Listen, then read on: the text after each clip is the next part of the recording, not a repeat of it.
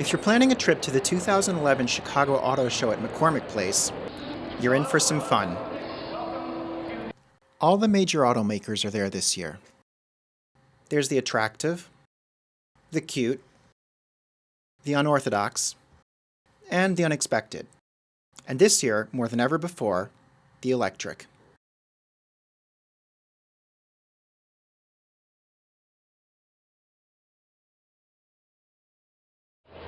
The plug-in hybrid Chevy Volt has probably the coolest display of them all, its own test track.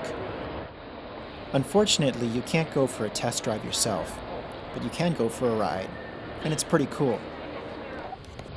That's just alerting me that I'm close. It's an extended range electric vehicle. For trips anywhere from 25 to 50 miles, depending on terrain, driving technique, climate control, maintenance of the vehicle. The way the Volt works is it will rely solely on the electricity that's stored inside of its 16 kilowatt-hour lithium-ion battery pack.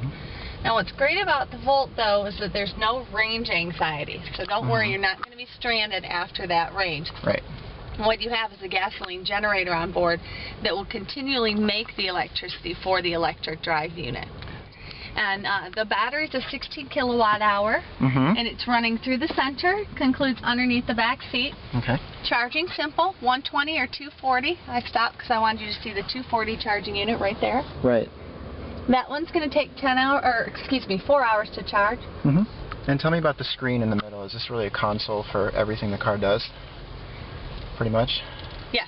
Okay. Yes, it's your climate control, your navigation system.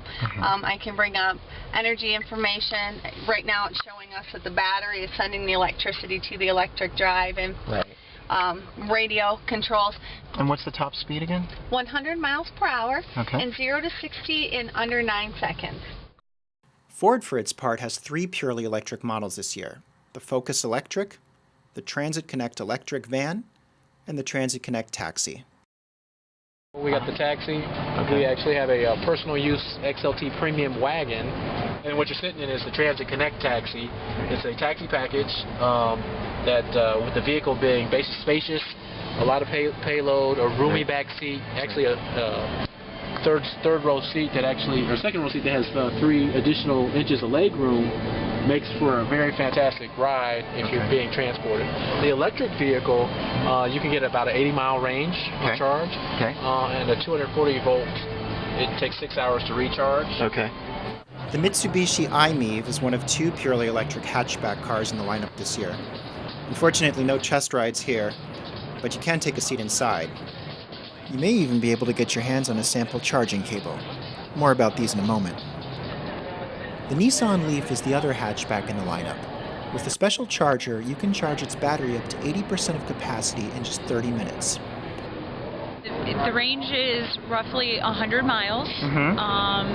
It's per full charge, but you can get, depending on weather and traffic and how heavy of foot you are, you can get from around 64 miles to 145 miles is what they have tested.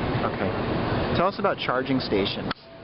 Charging stations are going to be, really anywhere that the public, they want to put them. Most likely it's going to be places like coffee shops and malls, shopping malls. And are those going to be like 240 volts, 220 volts? Most of them are. There are going to be some quick charge stations, which is a stage 3, and that will be charging with 80% charge in 0 to 30 minutes.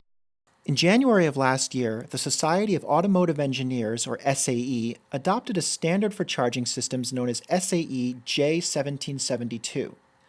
It's a mouthful, but it's something you'll probably hear more of as electric vehicles become more commonplace.